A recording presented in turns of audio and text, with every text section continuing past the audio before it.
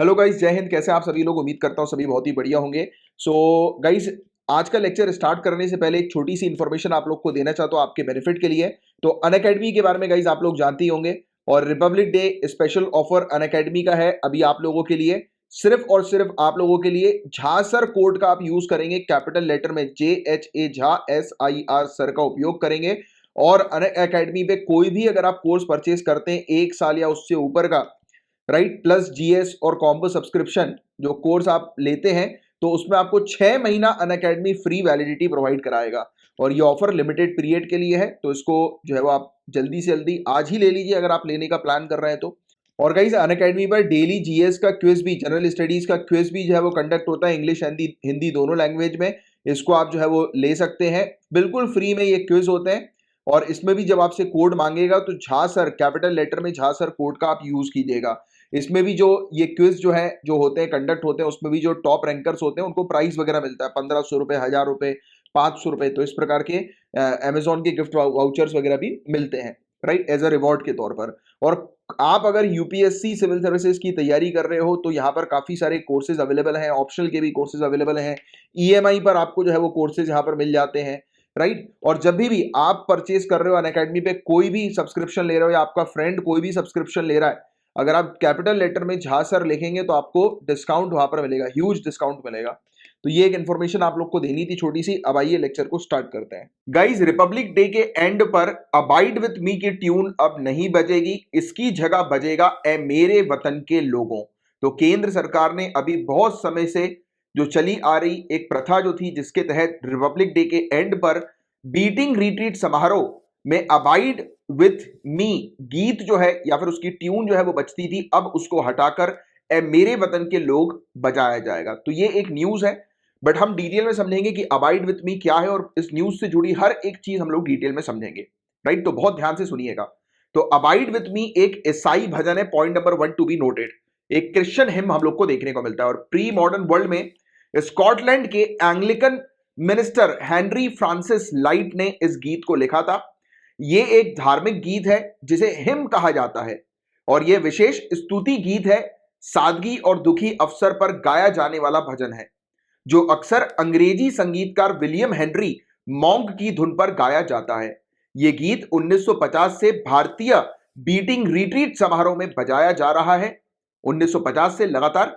और अभी इसको हाल ही में केंद्र सरकार द्वारा यह घोषणा की गई है कि अबाइड विथ मी गीत को बीटिंग रिट्रीट समारोह से हटाया जाएगा, और इसकी जगह पर, अबाइड विथ मी की जगह पर, कवि प्रदीप की मौलिक कृति ए मेरे वतन के लोगों को बजाया जाएगा। इस गीत की रचना कवि प्रदीप द्वारा की गई थी, और भारत चीन युद्ध जो हुआ था उस दौरान इस गीत की रचना की गई थी, जो कि बाद में जाकर भारतीय राष्ट्रवाद की एक झांकी बन गया था। और आपको बता दें गाइस थोड़ा सा अबाइड विथ मी के बारे में, तो कवि अल्मा इकबाल द्वारा रचित सारे जहां से अच्छा की धुन पर सैनिकों के रायसीना हिल से नीचे उतरने से पहले ब्रास बैंड द्वारा बजाया जाने वाला बीटिंग रिट्रीट समारोह में हमेशा आखिरी अंश का यह गीत होता था अबाइड विथ मी का। अब अबाइड विथ मी को चेंज करके ए मेरे वतन के लोगों के साथ जो है वो कर दिया गया है, रिप्लेस कर दिया गया है।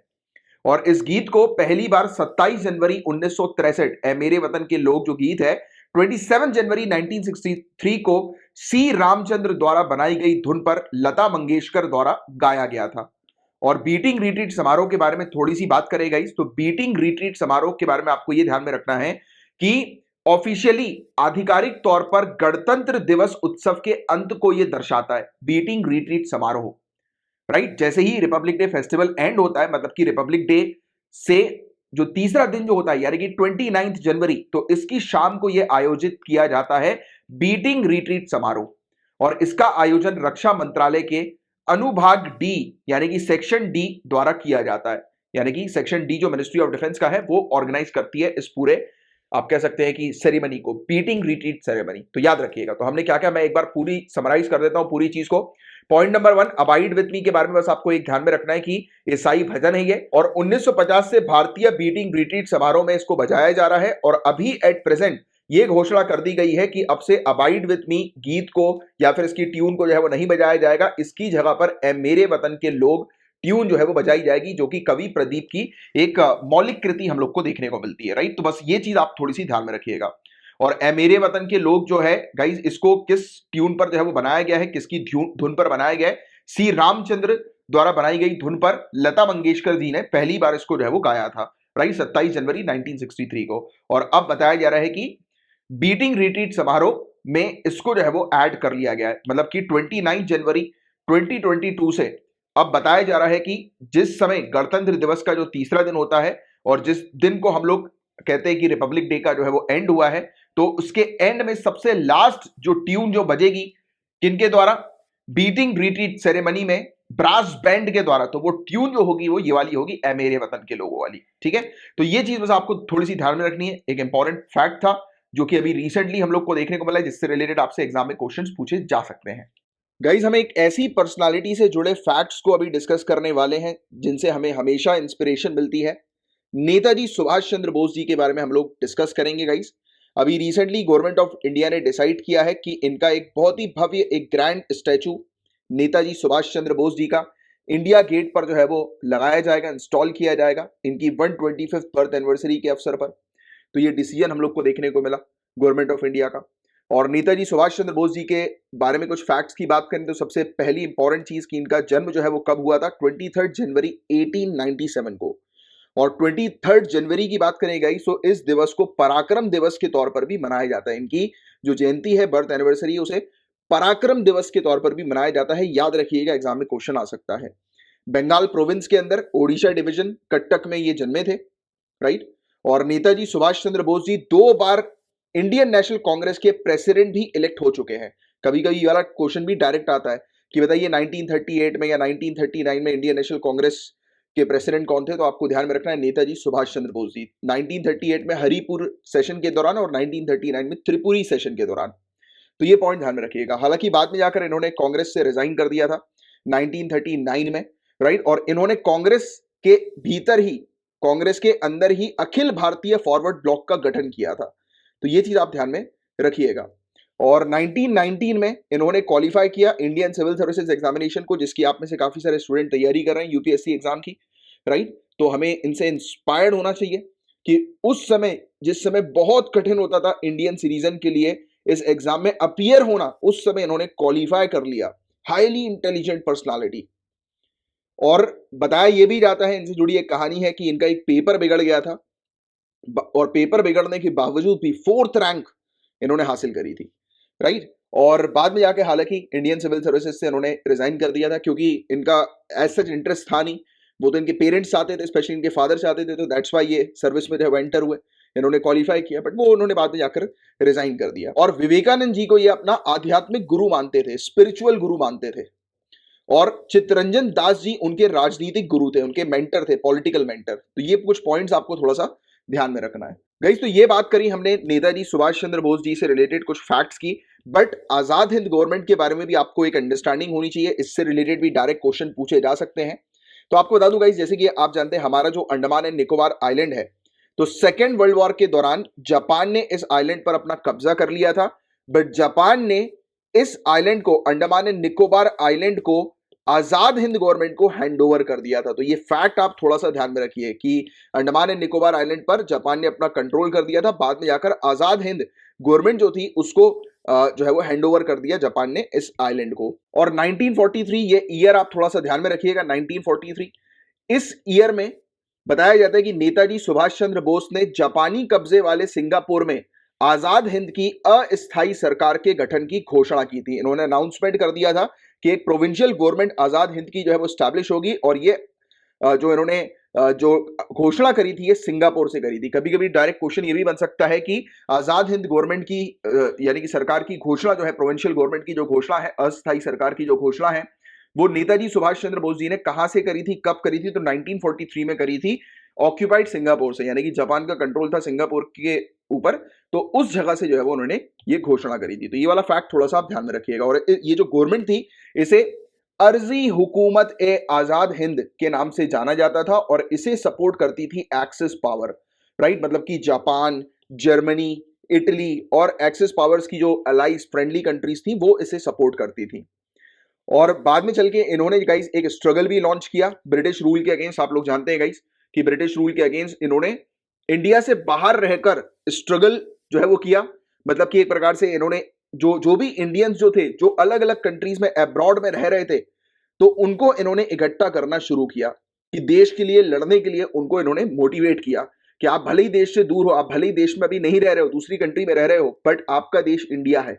आपको वहां पर जो एक्सप्लॉइटेशन हो रहा है ब्रिटिशर्स का, तो आपको उसके लिए यूनाइट होना पड़ेगा, एकजुट होना पड़ेगा। तो इस प्रकार से मोटिवेट किया उन्होंने भारी मात्रा में लोगों को, इंडिविजुअल को, सिविलियंस को, जो दूसरी कंट्री में रह रहे थे, जो इंडियंस थे जो कि दूसरी कंट्री में रह रहे थे, राइट। तो ये चीज यहां पर बताई जाती है। और इसके अलावा कौन लोग थे इस प्रोविंशियल गवर्नमेंट के पार्ट, जो अस्थायी सरकार जो बनाई थी नेताजी सुभाष चंद्र बोस जी ने, तो इस गवर्नमेंट के पार्ट कौन थे, यानी कि कौन लोग इसके मतलब अंडर आते थे। तो जो भी इंडियंस, जैसा मैंने भी आपको बताया, जो फॉरेन कंट्री में रह रहे थे, अब्रॉड में रह रहे थे, तो इनको इन्होंने इकट्ठा किया, नेताजी सुभाष चंद्र बोस जी ने यूनाइट किया। सभी भारतीयों को जो है विदेश में रहने वाले इनको शामिल किया।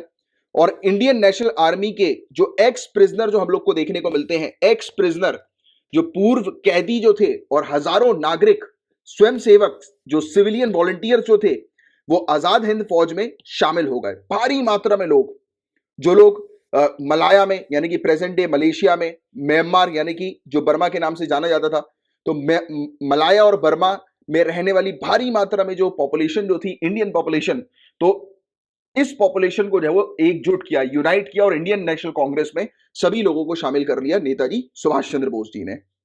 और इनकी प्रोविंशियल गवर्नमेंट के under Netaji Subhash Chandra Bose ji head of state थे, प्राइम मिनिस्टर थे, और मिनिस्टर फॉर वॉर थे, और फॉरेन अफेयर्स मिनिस्टर थे। तो सुभाष चंद्र बोस जी राज्य के प्रमुख, प्रधानमंत्री, युद्ध और विदेशी मामलों के मंत्री का कार्यभार इन्होंने संभाला था। तो ये पॉइंट आप थोड़ा सा ध्यान में रखना। और कैप्टन लक्ष्मी जी जो थी, वो वुमेन्स ऑर्गेनाइजेशन की हेड थी, महिलाओं के संगठन का नेतृत्व किया था कैप्टन लक्ष्मी जी ने। और साथ ही साथ S.A. अय्यर जी जो थे, वो पब्लिसिटी और प्रोपोगंडा विंग के हेड थे, राइट। और रिवोल्यूशनरी लीडर रास बिहारी बोस को सुप्रीम एडवाइजर का पद जो है वो दिया था। तो कुछ चीज आपको ध्यान में रखनी कि नेताजी सुभाष चंद्र बोस जी की जो गवर्नमेंट थी, प्रोविंशियल गवर्नमेंट, तो वो जो गवर्नमेंट थी उसके कौन कौन मेंबर्स थे, तो S.A. अय्यर, कैप्टन लक्ष्मी, रास बिहारी बोस, राइट। तो ये सब थोड़ा सा आपको थोड़ा ध्यान में रखना है, कभी कभी प्रीलिम्स में ऐसी चीजें जो है वो अक्सर पूछ ली जाती है। इसके अलावा सुभाष चंद्र बोस जी का एक पुरस्कार भी है, आपदा प्रबंधन पुरस्कार। नाम से ही आपको समझ आ जाना चाहिए, आपदा प्रबंधन पुरस्कार, डिजास्टर मैनेजमेंट को लेकर ये अवार्ड हम लोग को देखने को मिलता है। तो जो भी इंडिविजुअल या जो भी इंस्टीट्यूशन हमारी कंट्री के अंदर डिजास्टर मैनेजमेंट की फील्ड में अपना कंट्रीब्यूशन देते हैं, अपना योगदान देते हैं, तो उनको सुभाष चंद्र बोस आपदा प्रबंधन पुरस्कार से सम्मानित किया जाता है। और हर साल ये पुरस्कार जो है वो डिस्ट्रीब्यूट किया जाता है 23 जनवरी को, इनकी बर्थ एनिवर्सरी के अवसर पर, पराक्रम दिवस के अवसर पर। और इस प्राइज में अगर कोई इंस्टीट्यूशन इन्वॉल्व रहता है, संगठन इन्वॉल्व रहती है, तो उसको, या संस्था इन्वॉल्व रहती है, तो उसको 51 लाख रुपए का कैश प्राइज दिया जाता है। बट अगर कोई इंडिविजुअल है जो डिजास्टर मैनेजमेंट की फील्ड में जिसका कॉन्ट्रीब्यूशन होता है, तो उसे 5 लाख रुपए का पुरस्कार और सर्टिफिकेट जो है वो दिया जाता है। ठीक है, तो ये चीज है जिसके बारे में आप लोग को थोड़ी सी जानकारी होनी चाहिए। तो हमने सुभाष चंद्र बोस आपदा प्रबंधन पुरस्कार के बारे में डिस्कस किया, हमने अर्जी हुकूमत ए आजाद हिंद या फिर आजाद हिंद गवर्नमेंट के बारे में डिस्कस किया, एंड हमने नेताजी सुभाष चंद्र बोस जी के काफी सारे फैक्ट्स जो है वो जाने। और अभी ये टॉपिक जो न्यूज में था, तो उसके बारे में हमने डिस्कस किया। तो इसी के साथ ये पूरे पॉइंट्स जो है वो अच्छे से मैंने आप लोग को बताए हैं, इसको ध्यान में रखिएगा। ये पूरे पॉइंट्स से रिलेटेड एग्जाम में क्वेश्चन बन सकता है। इवन इन पॉइंट्स का आप उपयोग मेंस के आंसर को बनाने में भी कर सकते हैं। गाइस, एक इंपॉर्टेंट अपडेट सामने आई है कि चाइना ब्रिज, पुल का निर्माण कर रहा है, ब्रिज कंस्ट्रक्ट कर रहा है ईस्टर्न लद्दाख में, जो, और ये ब्रिज जो है वो कनेक्ट करेगा पैंगोंग सो लेक की नॉर्थ और साउथ बैंक को। उत्तरी और दक्षिणी किनारे जो पैंगोंग सो झील के देखने को मिलते हैं, उसको जोड़ने के लिए चाइना जो है वो पुल बना रहा है, ब्रिज बना रहा है पूर्वी लद्दाख में, ईस्टर्न लद्दाख में। तो ये पॉइंट आप थोड़ा सा ध्यान में रखिएगा। इस ब्रिज की बात करेंगे तो पहली चीज तो एक दिमाग में रखिए कि ये ब्रिज पैंगोंग सो लेक की नॉर्थ और साउथ बैंक को, उत्तरी और दक्षिणी किनारे को आपस में कनेक्ट करेगा। नॉर्थ बैंक के पास पीपल लिबरेशन आर्मी जो है, यानी कि चाइनीज आर्मी का गैरिसन हम लोग को देखने को मिलता है। वहां पर उसके जो सोल्जर्स हैं वो तैनात रहते हैं कुरनाक फोर्ट में, कुरनाक किले में, राइट। और साउथ बैंक में मोल्डो है। तो इन दोनों को आपस में कनेक्ट करेगा, और आज की डेट में इन दोनों के बीच का डिस्टेंस जो 200 किलोमीटर का है, इस ब्रिज के कारण ये डिस्टेंस घटेगा। और स्पेशली टाइम की अगर हम बात करें, ये 200 किलोमीटर को आज की डेट पे ट्रैवल करने के लिए इनको 12 घंटे तक लग जाते थे, राइट। अब ये टाइम रिड्यूस होकर 3 से 4 घंटे का मात्र जो है वो हो जाएगा चाइनीज आर्मी के लिए। और ब्रिज जो है वो लगभग 500 मीटर के आसपास जो है वो तैयार किया जाएगा, बनेगा, राइट।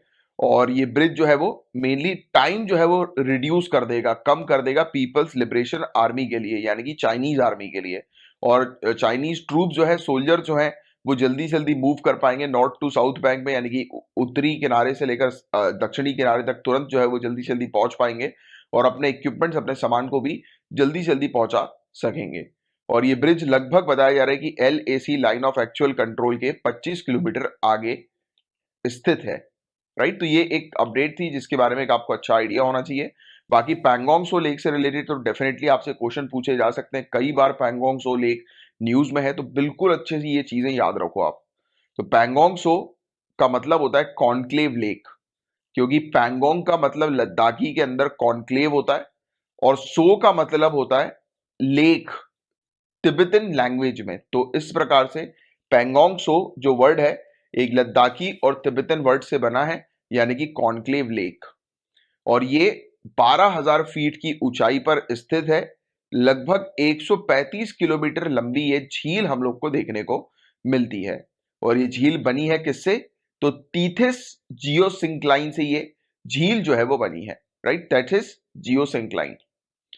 और काराकोरम माउंटेन रेंज जो कि क्रॉस करती है तजिकिस्तान, अफगानिस्तान, पाकिस्तान, चाइना और इंडिया को, जिसकी हाइट 6000 मीटर की है। इसमें कंचनजंगा भी जो है वो इंक्लूडेड है, K2 इंक्लूडेड है। और जो कि दुनिया की सेकेंड हाईएस्ट पीक हम लोग को देखने को मिलती है, जो कि पैंगोंग सो लेक के नॉर्थ बैंक के पास है, यानी कि इसके उत्तरी जो किनारा है इस लेक का, पैंगोंग सो लेक का, वहां पर हम लोग को काराकोरम माउंटेन रेंज देखने को मिलते हैं, जिसका हिस्सा K2 भी है, दुनिया का दूसरी हाईएस्ट पीक, राइट, 6000 मीटर के ऊपर की। और इसका जो सदर्न बैंक है, इसका जो दक्षिणी किनारा है, वो बहुत ही मतलब हाईली ब्रोकन माउंटेन्स वहां पर हम लोग को देखने को मिलते हैं। और इस प्रकार के माउंटेन्स हैं कि जो कि स्पंगुर लेक जो इसके साउथ में है, तो उसकी तरफ ये माउंटेन जो है वो मुड़े हुए हैं, राइट, स्पंगुर लेक। तो स्पंगुर लेक भी आपको थोड़ा सा ध्यान में रखना है।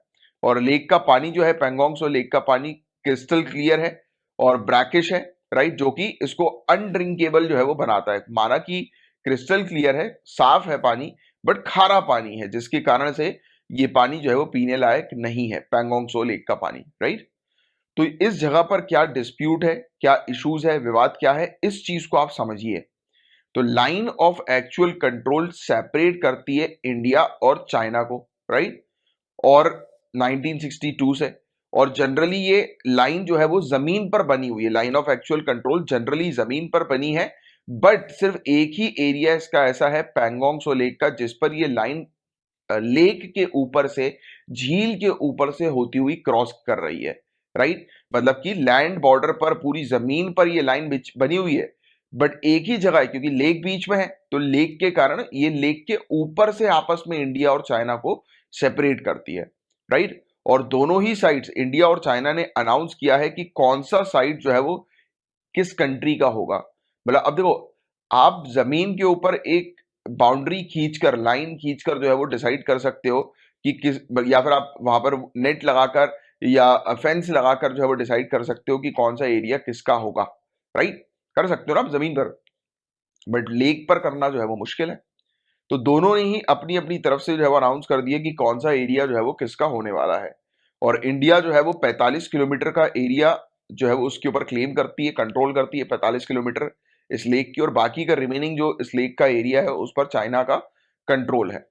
और बाकी यहाँ पर कुछ फिंगर्स भी हैं। आपने जब अगर कहीं पर पैंगोंग सो लेक के बारे में पढ़ा होगा तो इसकी फेमस फिंगर्स के बारे में आपने पढ़ा होगा। फिंगर है क्या एग्जैक्टली? तो फिंगर कुछ नहीं है, माउंटेन्स है, राइट। तो लेक पर हम लोग को कुछ माउंटेन्स देखने को मिलते हैं जो कि चैंग चेनमो रेंज के हम लोग को नजर आते हैं। ये झुके हुए हैं बेसिकली, ये माउंटेन्स चैंग चेंगमो रेंज के झुके हुए हैं नीचे की तरफ। ऐसा लगता है कि ये इस प्रकार के दिखाई देते, प्रतीत होते हैं झुके हुए माउंटेन, कि ये एक प्रकार की फिंगर्स है अगर इसको ऊपर से जो है वो देखा जाए तो, राइट।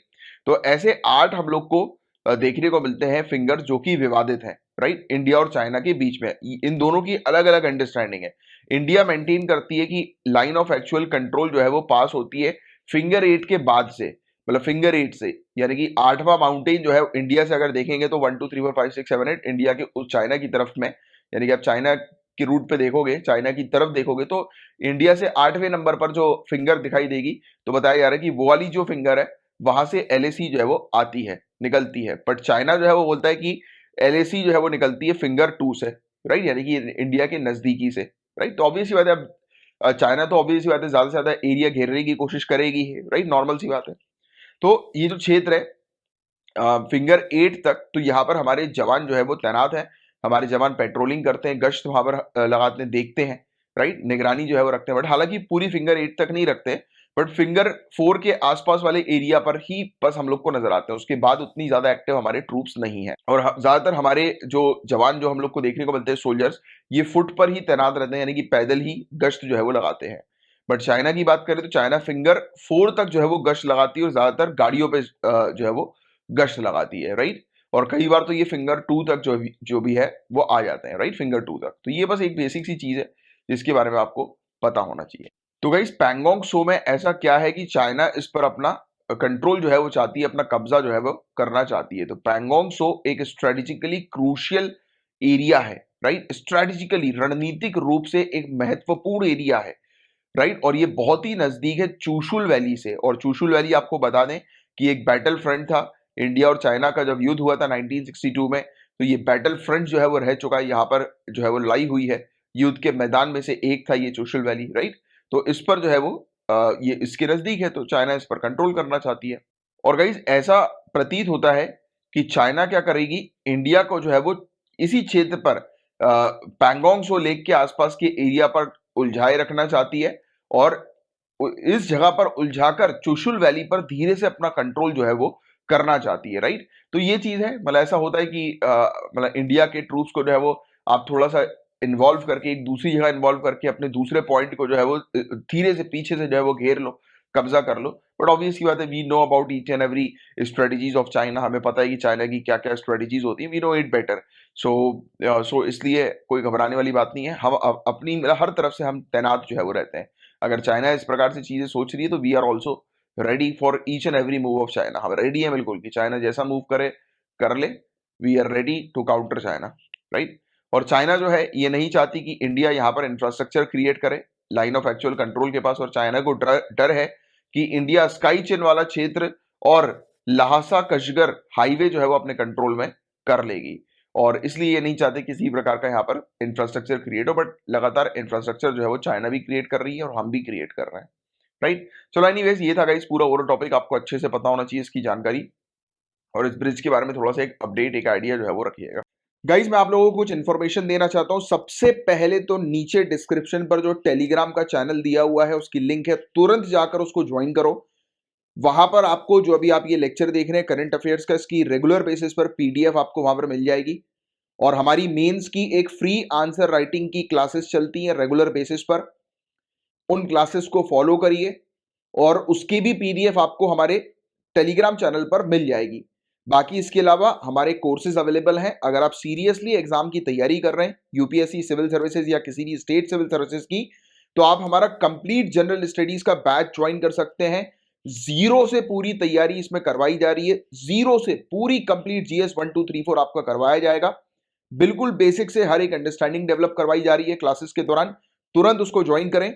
एंड सेकेंडली हमारा मेंस आंसर राइटिंग का भी एक बैच है जहां पर 500 से भी ज्यादा क्वेश्चंस की प्रॉपर आपकी प्रैक्टिस करवाई जा रही है।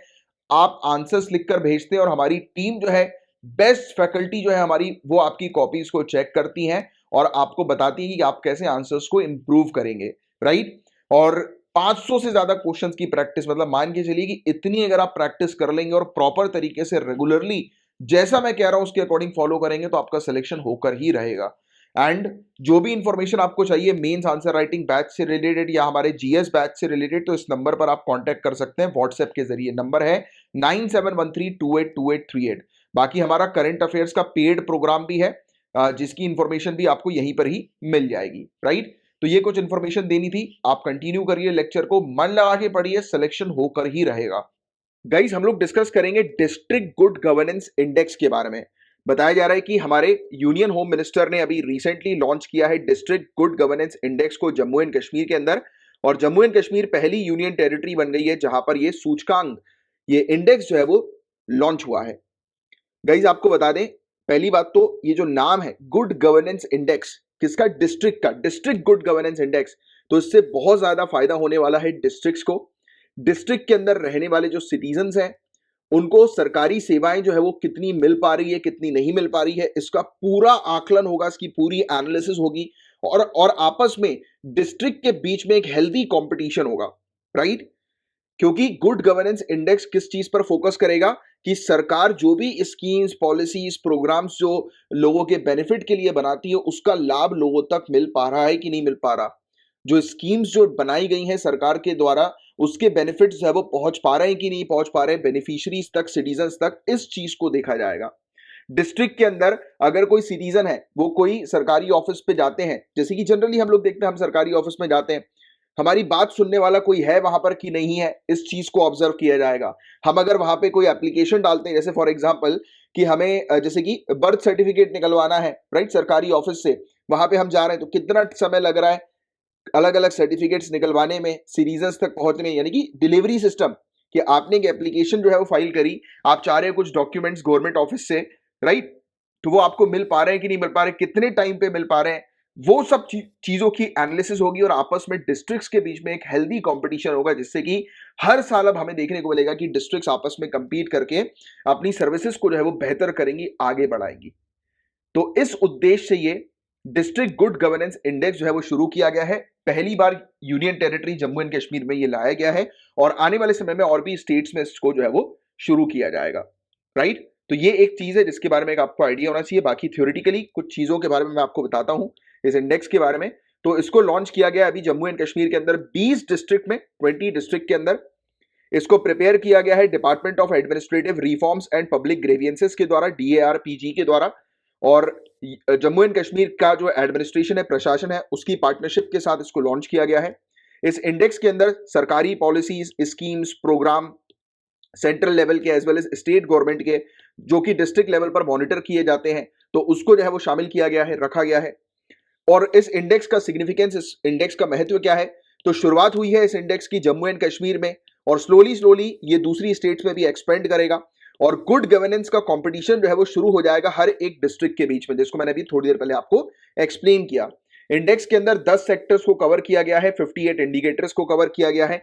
ये इंडेक्स बेनिफिट प्रोवाइड कराएगा जम्मू एंड कश्मीर के रेसिडेंट्स को बहुत भारी मात्रा में, इंप्रूव करेगा जम्मू एंड कश्मीर की डिस्ट्रिक्ट मशीनरी को, राइट, मशीनरीज को, मतलब कि जो गवर्नमेंट जो एजेंसीज होती हैं, इंस्टीट्यूशंस होते हैं, राइट, तो उनको इंप्रूव करेगा, राइट। डिस्ट्रिक्ट को रिजल्ट ओरिएंटेड बनाएगा कि अगर कोई स्कीम आ रही है तो वो उस स्कीम का बेनिफिट लोगों तक पहुंच पा रहा है कि नहीं पहुंच पा रहा है, इस चीज को इंश्योर करने का काम करेगा, रिजल्ट ओरिएंटेड बनाएगा।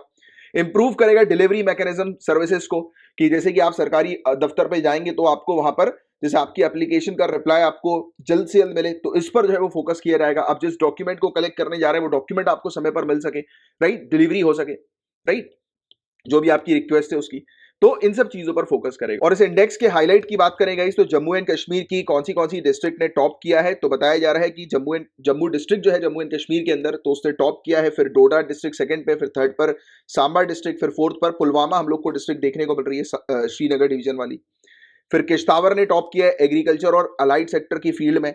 पुलवामा ने टॉप किया है ह्यूमन रिसोर्स डेवलपमेंट की फील्ड में। रियासी ने पब्लिक हेल्थ, रंबन ने सोशल वेलफेयर एंड डेवलपमेंट, गेंदरबाल ने टॉप किया है फाइनेंशियल इंक्लूजन सेक्टर के अंदर। तो आपको ये सब याद रखने की जरूरत नहीं कि जम्मू एंड कश्मीर की किस किस डिस्ट्रिक्ट ने किस पर्टिकुलर फील्ड में टॉप किया है, बट आपको बस एक बेसिक सा आइडिया लेना है कि district good governance index exactly है क्या। तो अब आपको एक आइडिया लग ही चुका होगा कि इस इंडेक्स के क्या सिग्निफिकेंस है, क्या महत्व है, क्या फायदे हैं, राइट। और परफॉर्मेंस जम्मू एंड कश्मीर का नेशनल गुड गवर्नेंस इंडेक्स में क्या रहा है, तो पिछले साल केंद्र सरकार ने जारी किया था नेशनल गुड गवर्नेंस इंडेक्स को दिसंबर 25 को, और जिसमें बताया गया कि जम्मू एंड कश्मीर ने इंप्रूवमेंट करी है 2019 से 2021 के पीरियड में 3.7% की इंप्रूवमेंट जो है वो गुड गवर्नेंस में हुई है जम्मू एंड कश्मीर के अंदर।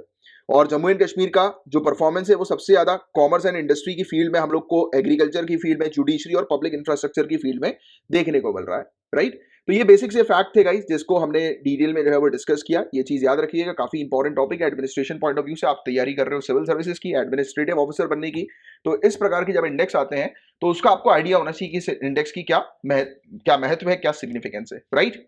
गाइस, कंटेम्प्ट ऑफ कोर्ट के एक इंपॉर्टेंट टॉपिक को हम लोग डिटेल में डिस्कस करने वाले हैं। अभी ये टॉपिक न्यूज में क्यों आया है, तो बताया जा रहा है कि हमारे अटॉर्नी जनरल के वेणुगोपाल, इन्होंने संविधान और सुप्रीम कोर्ट के खिलाफ कथित टिप्पणी को लेकर धर्म संसद के नेता यति नरसिम्हानंद के खिलाफ अवमानना की कार्रवाई शुरू करने के लिए सहमति प्रदान की है। यानी कि कंटेम्प्ट ऑफ कोर्ट की प्रोसीडिंग जो है वो शुरू करने के लिए इन्होंने अलाउ कर दिया है हमारे अटॉर्नी जनरल ने।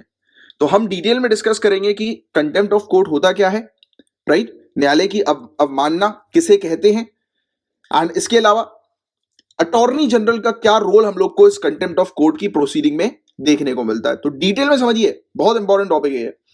पहले मैं आप लोग को एक बेसिक सा आइडिया देता हूं कंटेम्प्ट ऑफ कोर्ट एग्जैक्टली है क्या। डेफिनेशन में आपको बहुत लंबी चौड़ी फालतू की चीज जो है वो नजर आएगी, बट सिंपल सी चीज ये ध्यान में रखना कि कोई भी व्यक्ति अगर कोर्ट के बारे में उल्टा सीधा कह रहा है, लिखकर, बोलकर या किसी भी पर्टिकुलर फॉर्म में कोर्ट की या कॉन्स्टिट्यूशन की निंदा कर रहा है, उल्टा सीधा बोल रहा है, राइट, गलत शब्दों का उपयोग जो है वो कर रहा है कोर्ट के लिए, तो इन सब चीजों को, इन सब एक्ट को कोर्ट की तौहीन माना जाता है। और इसके लिए कोर्ट जो है वो कार्रवाई करती है। जिसने भी इस एक्ट को अंजाम दिया होता है उस व्यक्ति के खिलाफ जो है वो कार्रवाई होती है। इसमें क्रिमिनल प्रोसीडिंग भी होती है, सिविल प्रोसीडिंग भी हम लोग को देखने को मिलती है। अब इसमें क्रिमिनल और सिविल प्रोसीडिंग में क्या डिफरेंस है, सिंपल सी चीज ध्यान रखना। क्रिमिनल मतलब कि एक्ट ऑफ क्राइम।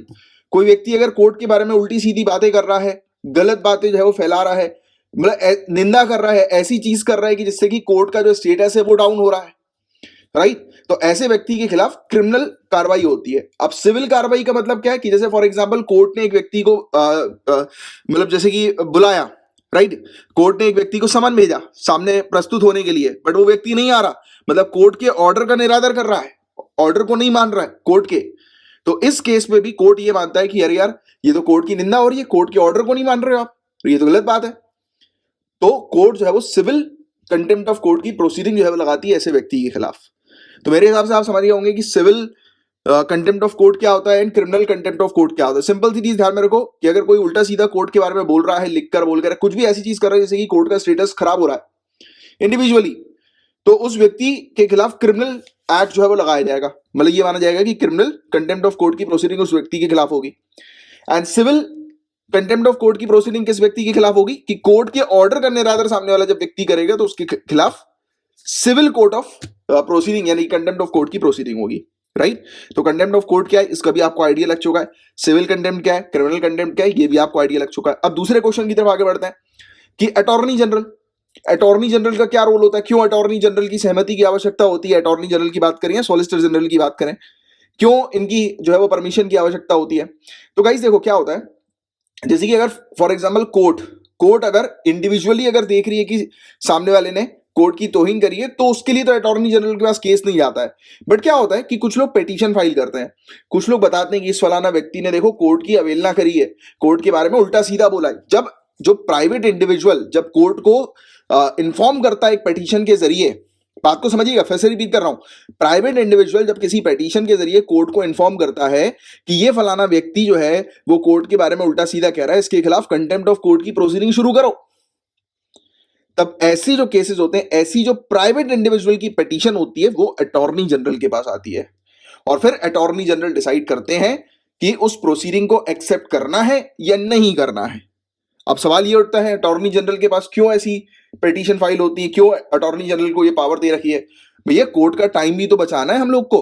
अब इस प्रकार की इस टाइप की अगर पिटीशन अगर कोर्ट डायरेक्टली डील करने लगेगी तो जो लोगों के मामले हैं वो कब डील करेगी कोर्ट। तो इसीलिए कोर्ट के ऊपर से बर्डन को रिलैक्स करने की पर्पस के लिए अटॉर्नी जनरल को सामने रखा गया है। Simple and sorted. तो मैं उम्मीद करता हूं ये टॉपिक सिंपल तरीके से आपको समझ में आ गया होगा। अब मैं आपको थोड़ा सा थ्योरेटिकली इस टॉपिक को समझाने की कोशिश करता हूं।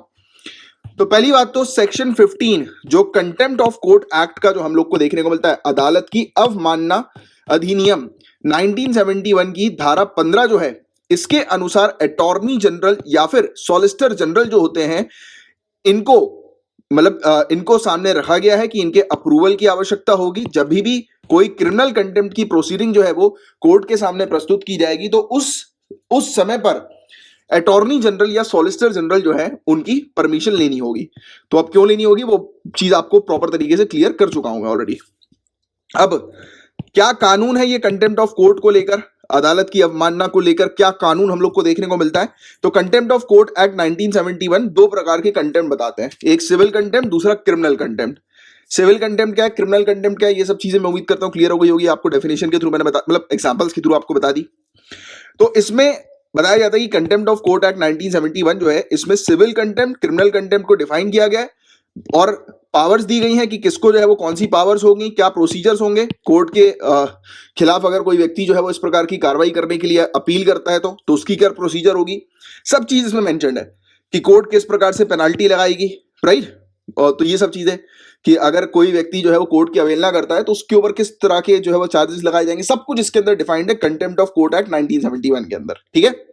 अब मैं आपको बताने जा रहा हूं कंटेम्प्ट ऑफ कोर्ट की डेफिनेशन। मैंने आपको समझा चुका हूं ऑलरेडी कंटेम्प्ट ऑफ कोर्ट है क्या, बट अब डेफिनेशन सुन लो एक बार, राइट। कि अदालत की अवमानना का अर्थ क्या है, कि अदालत की गरिमा, न्याय और इसके प्राधिकार का विरोध अथवा अवज्ञा करने वाले व्यवहार से किसी न्यायालय तथा इसके अधिकारियों की अवहेलना करना तथा उसके अधिकारियों के प्रति अनादर प्रदर्शित करना, तो ये अदालत की अवमानना का अर्थ है। तो कंटेम्प्ट ऑफ कोर्ट को डिफाइन किस प्रकार से किया गया है कि it is the offence of being disobedient to or disrespectful towards a court of law and its officers in the form of behaviour that opposes or defies the authority, justice and dignity of the court.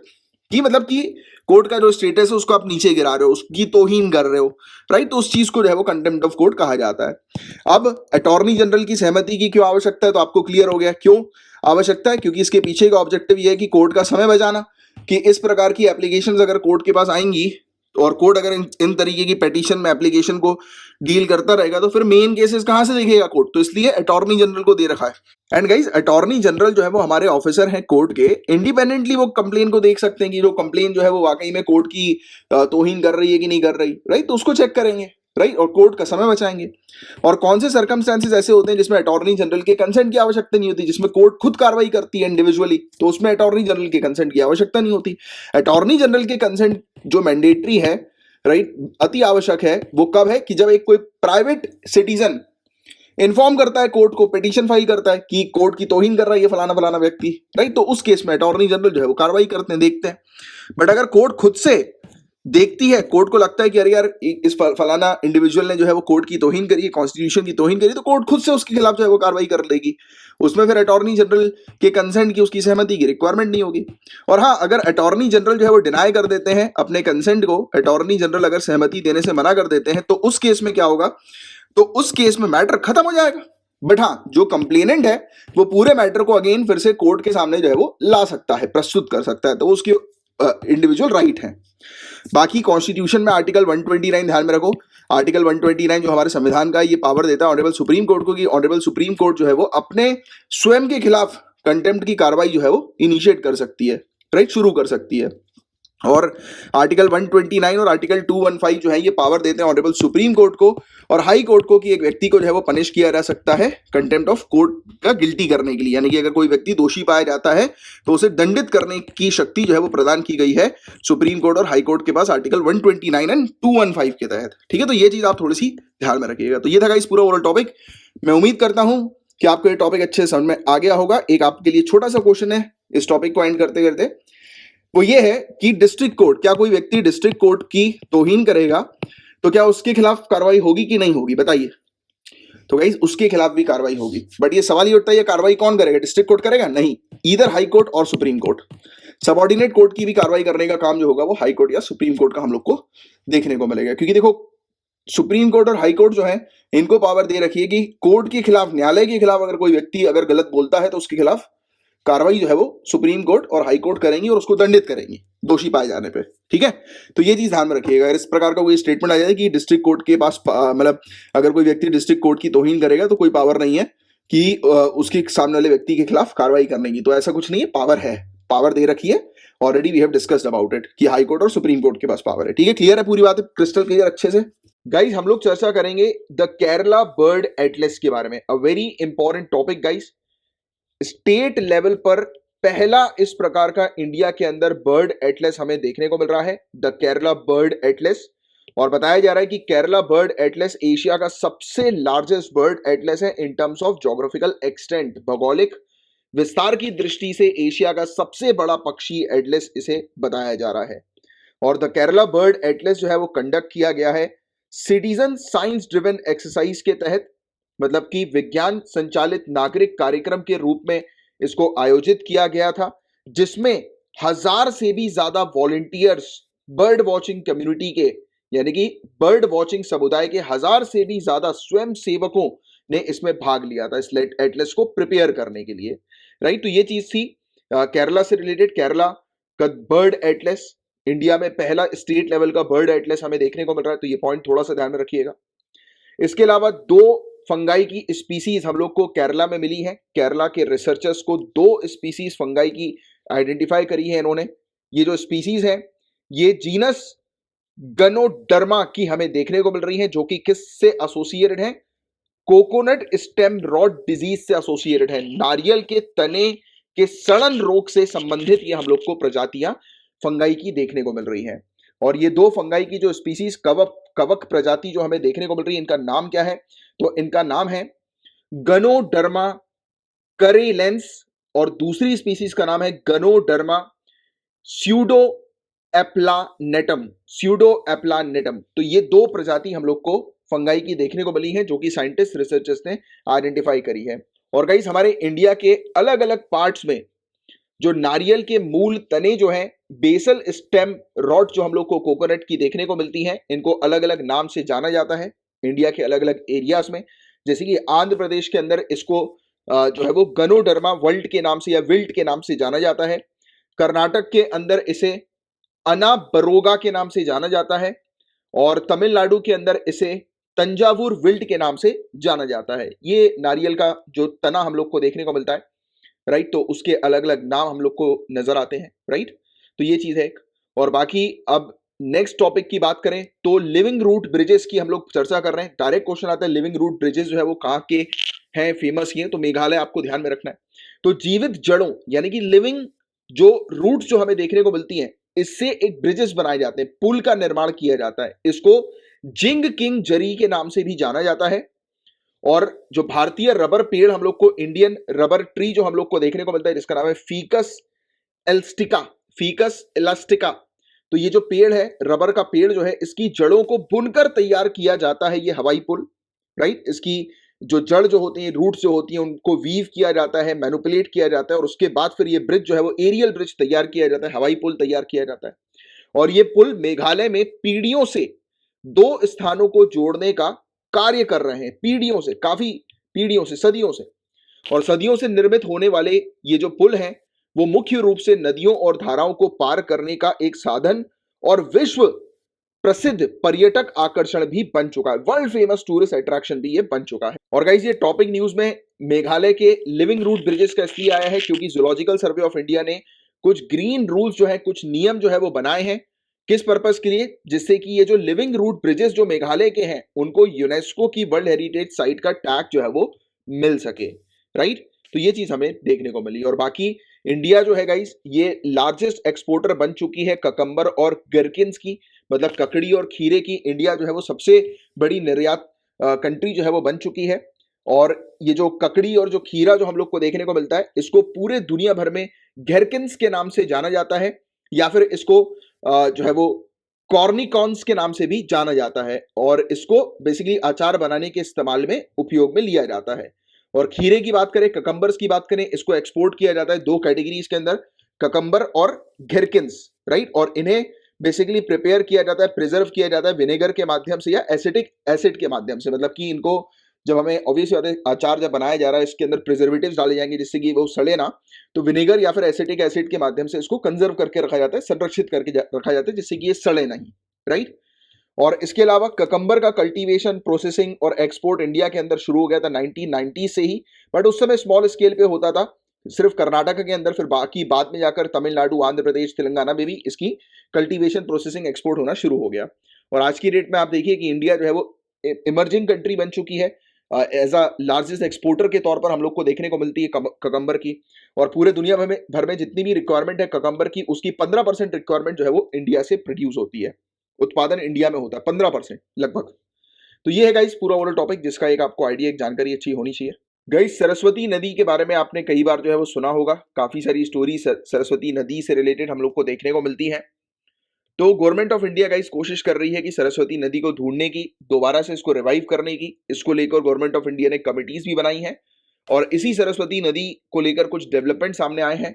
तो बताया ये जा रहा है कि government of Haryana और government of Himachal Pradesh, इन्होंने agreement किया है कि ये एक डैम बनाएंगे। यमुनानगर डिस्ट्रिक्ट में आदि बद्री पर डैम बनाया जाएगा। और आपको बता दें गाइस, आदि बद्री वो लोकेशन है जो हरियाणा में है, हिमाचल प्रदेश की बॉर्डर के नजदीक है। ऐसी मान्यता है कि यहीं से ही सरस्वती नदी का ओरिजिन हुआ था। सरस्वती नदी का उद्गम स्थल जो है वो ये आदि बद्री है, राइट। और जो ये एग्रीमेंट हुआ है हरियाणा गवर्नमेंट और हिमाचल प्रदेश गवर्नमेंट के बीच में, इस समझौते का उद्देश्य अन्य बातों के अलावा पौराणिक सरस्वती नदी को फिर से जीवंत करना है। माइथिकल सरस्वती रिवर को रेजुविनेट करना इनका मेन ऑब्जेक्टिव हम लोग को देखने को मिल रहा है। यानी कि अपार्ट फ्रॉम अदर ऑब्जेक्टिव्स, ये भी एक ऑब्जेक्टिव है। इसके अलावा आपको बता दें कि आर्कियोलॉजिकल सर्वे ऑफ इंडिया ने पहली बार जो है वो एक कमेटी सेटअप करी थी 28 दिसंबर 2017 को, 2 सालों के पीरियड के लिए सरस्वती नदी को स्टडी करने के लिए। फिर ये कमेटी का टेन्योर जो था वो एंड हो गया था 2019 में।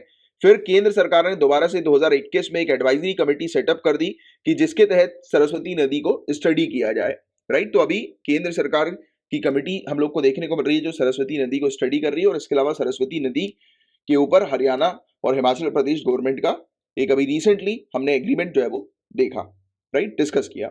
गाइज इसके अलावा सरस्वती नदी से जुड़े कुछ फैक्ट्स को हम लोग जो है वो डिस्कस करेंगे।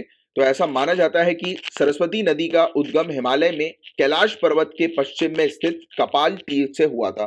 तो ये नदी जो है वो कहाँ से ओरिजिनेट हुई है, तो ऐसा माना जाता है कपाल तीर्थ से ओरिजिनेट हुई है, जो कि हिमालय में है और जो कैलाश के वेस्ट में हमें देखने को मिलती है।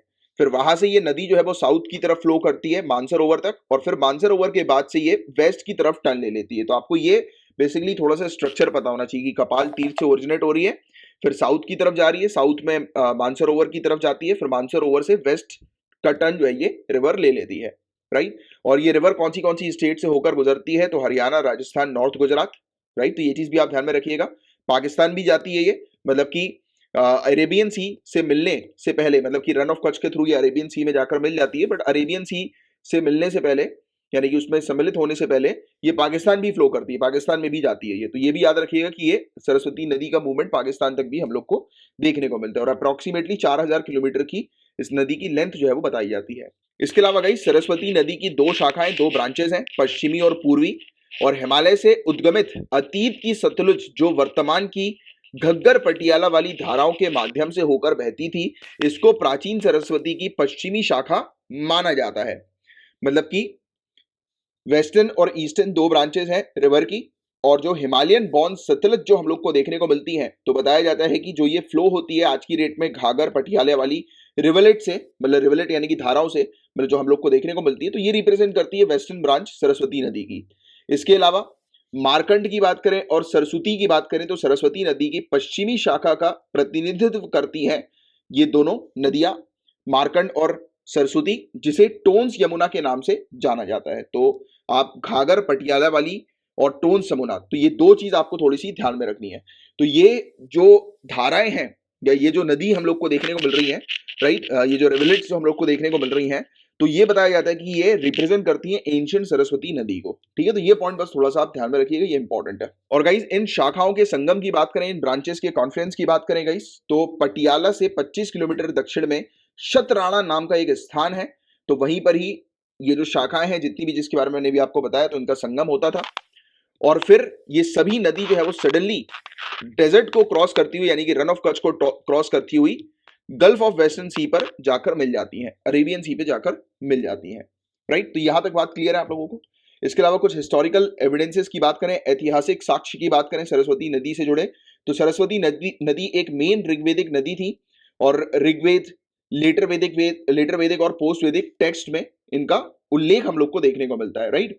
तो एक प्रमुख ऋग्वेदिक नदी है सरस्वती नदी, और इसका उल्लेख ऋग्वेद और बाद के वेद और उत्तर वैदिक ग्रंथों में मिलता है, राइट। इसके अलावा गाइस ऋग्वेद की जो बुक 6 हम लोग को देखने को मिलती है, छठा भाग जो ऋग्वेद का है, इसमें नदी स्तुति सूक्त नाम से स्तोत्र दिए हैं, हिम दिए हैं, जिसमें सरस्वती नदी की पूर्णकालिक मां, अद्वितीय नदी और सर्वोच्च नदी के रूप में स्तुति की गई है। सरस्वती नदी को जो है वो कहा गया है perfect mother, unsurpassed river, supreme goddess. And 2000 साल के लिए 6000 से लेकर 4000 बीसी के पीरियड के लिए सरस्वती नदी जो है वो एज अ ग्रेट रिवर के तौर पर फ्लो करती थी, एक महान नदी के रूप में बहती थी। तो ये कुछ पॉइंट्स है गाइस सरस्वती नदी से रिलेटेड हमने डिस्कस किए, और अभी जो डेवलपमेंट चल रहा है सरस्वती नदी के रिवाइवल को लेकर, इसको हमने डिटेल में डिस्कस किया। गाइस हम डिस्कस करेंगे 4th Asia ministerial conference on tiger conservation के बारे में। अभी रिसेंटली मलेशिया सरकार और ग्लोबल टाइगर फोरम के द्वारा बाघ संरक्षण पर, टाइगर कंजर्वेशन पर चौथा एशिया मंत्री स्तरीय सम्मेलन आयोजित किया गया है। 4th Asia ministerial conference tiger conservation के लिए ऑर्गेनाइज किया गया है गवर्नमेंट ऑफ मलेशिया के द्वारा और ग्लोबल टाइगर फोरम के द्वारा। तो ये पहला पॉइंट आप थोड़ा सा ध्यान में रखिएगा गाइज। ये कॉन्फ्रेंस एक इंपॉर्टेंट इवेंट है कि ग्लोबल टाइगर रिकवरी प्रोग्राम जो चल रहा है, राइट, कि टाइगर्स की रिकवरी के लिए, टाइगर के कंजर्वेशन के लिए जो वेरियस प्रोग्राम्स अलग अलग कंट्रीज में हमें देखने को मिल रहे हैं, तो ये कॉन्फ्रेंस एक ऐसा इवेंट है जो कि बताता है कि सभी कंट्रीज प्रोग्रेसिव वे में आगे बढ़ रही है कि नहीं बढ़ रही है, टाइगर को कंजर्व करने के लिए आगे कदम उठा रही हैं कि नहीं उठा रही हैं, और क्या स्टेटस है टाइगर कंजर्वेशन का प्रेजेंट टाइम पर। तो उसको दर्शाने के लिए और उसको और इफेक्टिव और जोर लगाने के लिए कि टाइगर के कंजर्वेशन के ऊपर ये कॉन्फ्रेंस हमें देखने को मिलती है। और गाइज इस कॉन्फ्रेंस का जो आउटकम था वो ये था कि कोलालमपुर जॉइंट स्टेटमेंट अडॉप्ट किया गया। अब करंट अफेयर्स में आपसे ये भी क्वेश्चन पूछा जा सकता है कि कोलालमपुर जॉइंट स्टेटमेंट किससे एसोसिएटेड है, तो टाइगर कंजर्वेशन बस आपको ध्यान में रखना है, बाघ संरक्षण बस आपको ध्यान में रखना है, ठीक है। इसके अलावा इंडिया के क्या स्टेटमेंट थे इस समिट के दौरान, तो इंडिया जो है गाइज, भारत इस साल के अंत में रूस में होने वाले ग्लोबल टाइगर समिट यानी कि वैश्विक बाघ सम्मेलन के लिए नई दिल्ली घोषणा पत्र को अंतिम रूप देने में टाइगर रेंज देशों को सुविधा प्रदान करेगा। जो टाइगर रेंज कंट्रीज जो हम लोग को देखने को मिलती हैं, तो इंडिया जो है वो टारगेट करेगा कि टाइगर रेंज कंट्रीज जो है वो न्यू दिल्ली डिक्लेरेशन को जो है वो एक्सेप्ट करें, अडॉप्ट करें। तो इस पर इंडिया जो है वो जोर लगाएगा। और 2010 में नई दिल्ली में एक प्री टाइगर समिट बैठक आयोजित की गई थी, जिसमें ग्लोबल टाइगर समिट के लिए बाघ संरक्षण पर मसौदा घोषणा को अंतिम रूप दिया गया था कि टाइगर का कंजर्वेशन किस तरीके से करना है। तो उस ड्राफ्ट को फाइनलाइज किया गया था 2010 में। तो इंडिया जो है वो इस साल के अंत में रशिया में जो समिट होगी ग्लोबल टाइगर समिट, उससे पहले पहले सभी कंट्रीज को हेल्प करेगा कि सभी कंट्रीज जो है वो न्यू दिल्ली डिक्लेरेशन के अकॉर्डिंग अपने टारगेट्स को अचीव करें, टारगेट्स को पूरा करें, राइट। मतलब किस टाइप के टारगेट्स, जैसे कि 2022 तक जो टाइगर जो है उनकी संख्या को डबल करना है। जो कंट्रीज जो हम लोग को देखने को मिलती है जहां पर टाइगर की पॉपुलेशन है, तो उन कंट्रीज पे टाइगर्स कंजर्वेशन करना है, बाघ संरक्षण करना है। इसके लिए 2022 तक बाघ की संख्या को डबल करना है, और हम लोगों ने ऑलरेडी इस टारगेट को पूरा कर लिया था 2018 में ही।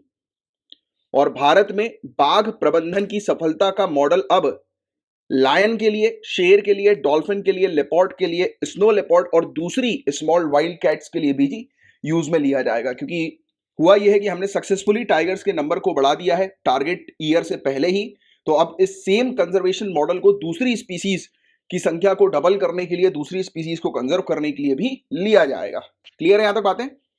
इसके अलावा बाघ संरक्षण के लिए बजटीय आवंटन 2014 के 185 करोड़ रुपए से बढ़ाकर 2022 में 300 करोड़ रुपए कर दिया गया है। तो बाघ संरक्षण के लिए जो बजट एलोकेशन जो है, बजटरी एलोकेशन, उसको भी बढ़ा दिया है हमने। पहले 2014 में 185 करोड़ रुपीस रखा था हमने टाइगर कंजर्वेशन के लिए बजट, अब इसको बढ़ा दिया गया है, 300 करोड़ रुपए जो है वो कर दिया गया है। एक इंपॉर्टेंट फैक्ट ध्यान में रखिएगा।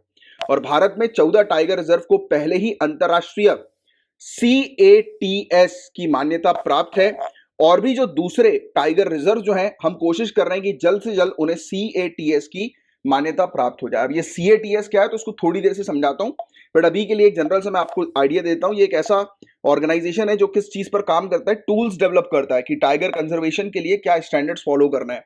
मतलब एग्जांपल के तौर पर एक कोई क्षेत्र है जहां पर आपको बाघ का संरक्षण करना है, तो उस क्षेत्र में आपको क्या क्या चीजें, क्या क्या प्रोग्राम्स है वो इंप्लीमेंट करने पड़ेंगे जिससे कि बाघ के संरक्षण को सुनिश्चित किया जा सके। तो ये स्टैंडर्डाइजेशन का काम करता है ये CATS, और ये मान्यता प्रोवाइड कराता है वेरियस टाइगर रिजर्व्स को, टाइगर वाले एरियाज को, प्रोटेक्टेड एरियाज को, कि वहां पर सही तरीके से देखभाल की जा रही है टाइगर कंजर्वेशन की, राइट, टाइगर को या बाघ को संरक्षित रखने की। एंड अप्रोक्सीमेटली ये जो हम लोग को 51 टाइगर रिजर्व जो इंडिया के अंदर देखने को मिल रहे हैं, तो यहां पर अप्रोक्सीमेटली 4.3 मिलियन मैन डेज की इंप्लॉयमेंट भी जनरेट हुई है। तो ये भी एक इंपॉर्टेंट चीज है जो ध्यान में रखना है कि टाइगर कंजर्वेशन के साथ साथ ना ही सिर्फ हम लोग जो है वो एनवायरमेंट पर फोकस कर रहे हैं, इस पूरे इकोसिस्टम पर फोकस कर रहे हैं, बल्कि इसके अलावा एम्प्लॉयमेंट भी हम लोगों ने जनरेट करी है। तो this is the most important point that you guys need to remember. And इसके अलावा जो भी फंड जो है compensatory afforestation fund management and planning authority, CAMPA से जो भी फंड्स आता है उस फंड को जो है वो यूटिलाइज किया जाता है किस पर्पस के लिए, वॉलंटरी विलेज रीसेटलमेंट पर्पस के लिए, इसको प्रमोट करने के पर्पस के लिए। ये है क्या, इसको आसान सिंपल शब्दों में मैं समझाता हूं आपको। जैसे कि कोई एक क्षेत्र है, अब वो क्षेत्र जो है वो कोर एरिया है, राइट, टाइगर रिजर्व का कोर एरिया, वहां पर टाइगर का मूवमेंट लगातार देखने को मिलता रहता है, और वहां पर विलेजर्स भी है, राइट, काफी सारे लोग वहां पर सेटल्ड है, राइट। तो इस काम्पा प्रोग्राम के तहत जो हम लोग को फंड्स जो देखने को मिलते हैं, जो फंड्स जनरेट होते हैं, इस फंड का यूज करके हम क्या करते हैं, गांव वालों को बोलते हैं कि आप जो है वो यहां से अपने क्षेत्र से जो है वो हट जाइए और कहीं और जाकर जो है वो सेटल हो जाइए, क्योंकि ये कोर एरिया है। तो उनको समझाया जाता है, फिर उनको जब रीसेटल किया जाता है तो उसमें जो पैसे खर्च होते हैं तो वो इसी काम्पा फंड से निकालकर लगाए जाते हैं। तो इस प्रकार के प्रयास इंडिया के अंदर हमें देखने को मिल रहा है टाइगर कंजर्वेशन को लेकर। और गाइस आपको बता दें कि India one of the founding member है intergovernmental platform of tiger range countries की, यानी कि ग्लोबल टाइगर फोरम की। And over the years global tiger forum ने अपने प्रोग्राम्स को एक्सपेंड कर दिया है काफी सारे एरियाज में, और गवर्नमेंट ऑफ इंडिया के साथ टाइगर स्टेट्स जो इंडिया के अंदर है उनके साथ, और टाइगर रेंज कंट्रीज जो है उनके साथ मिलकर टाइगर कंजर्वेशन के लिए ये फोरम जो है वो काफी तेजी से काम कर रहा है। एंड ग्लोबल टाइगर फोरम इकलौता only inter governmental international body है जो कि स्टैब्लिश की गई है विलिंग कंट्रीज के मेंबर के साथ। विलिंग कंट्रीज यानी कि जो कंट्रीज इच्छुक है टाइगर कंजर्वेशन के लिए, जो खुद से सामने आई हैं कि उन्हें बाघ का संरक्षण करना है, तो उनका एक फोरम है ये, राइट। और टाइगर्स को प्रोटेक्ट करने के लिए फोरम हम लोग को देखने को मिल रहा है। इसके अलावा 2 लीगल इंस्ट्रूमेंट्स हम लोग को देखने को मिलते हैं टाइगर रिकवरीज के लिए इंडिया के अंदर। तो ये है वाइल्ड लाइफ प्रोटेक्शन एक्ट 1972, जिसके बारे में आप जानती हैं, राइट, टाइगर कंजर्वेशन के लिए भी ये काम करती है। और दूसरा है फॉरेस्ट कंजर्वेशन एक्ट 1980 का, जिसने प्रोजेक्ट टाइगर जो है वो लेकर आया था, राइट। इसके अलावा कंजर्वेशन स्टेटस टाइगर का क्या है, तो आप ध्यान में रखिएगा, Indian wild life protection act 1972 के तहत टाइगर जो है वो शेड्यूल 1 अनुसूची 1 में आते हैं, और IUCN की रेड लिस्ट के अंदर एंडेंजर्ड कैटेगरी में है टाइगर, लुप्तप्राय की लिस्ट में है, याद रखिएगा। और इसके अलावा CITES की बात करें तो CITES के अपेंडिक्स 1 में है टाइगर। तो ये पॉइंट आप ध्यान में रखिएगा, कभी कभी डायरेक्ट क्वेश्चन प्रीलिम्स में इन्हीं से रिलेटेड पूछ लिया जाता है। अब मैं आपको समझाता हूं CATS क्या है, कंजर्वेशन अश्योर्ड टाइगर स्टैंडर्ड्स, इसका ये फुल फॉर्म है। CATS का full form conservation assured tiger standards. तो ये एक रिकॉग्नाइजेशन टूल है, रिकॉग्नाइजेशन टूल, और इस टूल को global alliance of tiger range country TRCs ने, टाइगर रेंज कंट्रीज ने एक्सेप्ट किया। मतलब एक प्रकार का ऐसा टूल है जिस टूल की मदद से पता लगता है कि जिस क्षेत्र में टाइगर रह रहे हैं उस क्षेत्र में प्रॉपर प्लान, प्रॉपर पॉलिसीज लाई जा रही है कि नहीं लाई जा रही टाइगर को प्रोटेक्ट रखने के लिए। मतलब कि एक स्टैंडर्ड सेट करता है कि अगर आपको किसी क्षेत्र में टाइगर का कंजर्वेशन करना है तो आपको क्या क्या चीजें, क्या क्या रूल्स जो है वो फॉलो करने पड़ेंगे, और कोई क्षेत्र के अंदर ये सब रूल्स अगर फॉलो होते हैं तो उस क्षेत्र को मान्यता प्रोवाइड करता है CATS, जैसे कि मैंने भी आपको थोड़ी देर पहले ही समझाया था। एंड और इसे डेवलप किया है एक्सपर्ट्स के द्वारा जो टाइगर और प्रोटेक्टेड एरियाज में रहते हैं। तो उन्होंने ये टूल CATS को डेवलप किया। ये एक प्रकार का ऑर्गेनाइजेशन है जिसमें एक्सपर्ट्स रहते हैं जिन्होंने मिलकर एक ऐसा स्टैंडर्डाइज टूल जो है वो तैयार किया है, और ये समय समय पर उसको अपडेट करते रहते हैं कि टाइगर के कंजर्वेशन के लिए एक क्षेत्र में किन किन चीजों की आवश्यकता अनिवार्य है, मैंडेटरी है। और इसे ऑफिशियली लॉन्च किया गया था 2013 में, और ये मिनिमम स्टैंडर्ड सेट करती है, right, effective management of target species के लिए मिनिमम स्टैंडर्ड्स की क्या होने चाहिए मिनिमम स्टैंडर्ड जिसके तहत आप जो है वो टाइगर के कंजर्वेशन में अपना योगदान दे सकते हो। और CATS इसके अंदर हम लोग को अलग अलग पैरामीटर्स देखने को मिलते हैं जो कि अलाउ करते हैं टाइगर साइट्स को कि टाइगर साइट्स की जांच जो है वो की जा सके कि वहां पर प्रॉपर तरीके से मैनेजमेंट हो रहा है कि नहीं हो रहा। और ये जांच करते हैं अगर प्रॉपर तरीके से वहां पर इनके द्वारा बताए गए स्टैंडर्ड्स अगर वहां पर हैं तो फिर ये सुनिश्चित हो जाते हैं कि यहाँ पर टाइगर कंजर्वेशन जो है वो सक्सेसफुल हो पाएगा और टाइगर्स के नंबर इस क्षेत्र में बढ़ पाएंगे। तो ये फोरकास्टिंग कर सकते हैं। मतलब अगर आप इनके टूल्स को जो है वो इफेक्टिव तरीके से अगर फॉलो करोगे, मतलब ये बताते हैं कि किसी क्षेत्र में इन टूल्स को यानी कि इन स्टैंडर्ड्स को आप फॉलो करोगे तो डेफिनेटली आपको सक्सेस मिलना पक्का है। जैसे कि सिविल सर्विसेज एग्जामिनेशन की तैयारी आप लोग कर रहे हो, अगर आप प्रॉपर तरीके से एनसीईआरटी पर अपनी कमांड बैठाओगे, सिर्फ एनसीईआरटी पढ़ना नहीं है, एनसीईआरटी पर civil services point of view से कमांड बैठानी है कि सिविल सर्विसेज के लिए कैसे आपको टॉपिक्स को पढ़ना है, किन किन लाइंस पर फोकस करना है, क्या ऐसी चीज है जो आप मेंस के आंसर में लिखेंगे जिससे कि आपका मेंस का आंसर अच्छा बन सकेगा। इस डायरेक्शन में अगर आप आगे कदम बढ़ाते रहोगे और सही डायरेक्शन में तो आपको सिलेक्शन मिलेगा ही मिलेगा। तो ये पहले से ही कुछ स्टैंडर्ड चीजें होती हैं। जैसे फॉर एग्जांपल आपको एनसीईआरटी पढ़ना है, आपको पॉलिटी के लिए लक्ष्मीकांत पढ़ना है, आपको हिस्ट्री के लिए या तो स्पेक्ट्रम पढ़ सकते हो या तो फिर आप BL ग्रोवर पढ़ सकते हो मॉडर्न इंडियन हिस्ट्री के लिए। तो ये सब स्टैंडर्ड बुक है, जो इन बुक को फॉलो करेगा ऑब्वियस ही बात है और उस पर कमांड अपनी बना लेगा, अंडरस्टैंडिंग डेवलप कर लेगा तो उसका सिलेक्शन होगा। तो ये क्या है, ये पहले से ही स्टैंडर्ड सेट्स हैं कि यार इस तरीके से अगर कोई पढ़ेगा तो उसका सिलेक्शन होगा।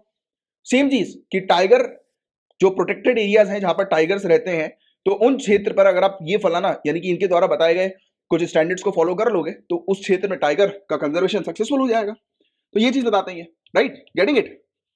एंड ग्लोबल टाइगर फोरम की बात करें गाइस, तो ग्लोबल टाइगर फोरम एक इंटरनेशनल नॉन गवर्नमेंटल ऑर्गेनाइजेशन है जो कि टाइगर कंजर्वेशन के लिए जो है वो काम करती है, बाघ के संरक्षण के लिए काम करती है, गैर सरकारी संगठन, अंतरराष्ट्रीय गैर सरकारी संगठन और world wild life fund India. तो पहली चीज ग्लोबल टाइगर फोरम और दूसरा world wild life fund India, ये दो इंप्लीमेंटेशन पार्टनर है नेशनल टाइगर कंजर्वेशन अथॉरिटी के लिए CATS असेसमेंट के लिए इंडिया के अंदर। मतलब कि इंडिया के अंदर CATS के स्टैंडर्ड्स जो है उसका अगर आकलन करना है तो ग्लोबल टाइगर फोरम के जरिए और world wild life fund India के जरिए जो है वो इसका आकलन किया जाता है, राइट, असेसमेंट किया जाता है। तो ये था गाइस पूरा वो टॉपिक। मैं उम्मीद करता हूं कि बहुत अच्छे से ये टॉपिक जो है वो आपको समझ में आ गया होगा। हमने हर चीज जो है उस टॉपिक के अंदर डिटेल में जो है वो डिस्कस करी। 4th एशिया मिनिस्टेरियल कॉन्फ्रेंस जो टाइगर कंजर्वेशन की थी वो हमने डिस्कस किया। कोलालमपुर जॉइंट स्टेटमेंट याद रखिएगा थोड़ा सा, और इसके अलावा दिल्ली डिक्लेरेशन थोड़ा सा याद रखिएगा। हमने अपने टारगेट को ऑलरेडी पहले ही अचीव कर लिया, टाइगर्स के नंबर्स को डबल कर दिया है। फिर CATS थोड़ा सा आपको ध्यान में रखना है। काम्पा फंड के बारे में मैंने आपको बताया, उसको थोड़ा सा ध्यान में रखना, राइट। तो ये चीजें थी। ग्लोबल टाइगर फोरम याद रखिएगा, कंजर्वेशन स्टेटस टाइगर क्या है, मोस्ट इंपॉर्टेंट चीज ये थोड़ा सा ध्यान में रखिएगा। तो काफी सारी चीज हमने इस टॉपिक के अंदर कवर करी एक ही साथ।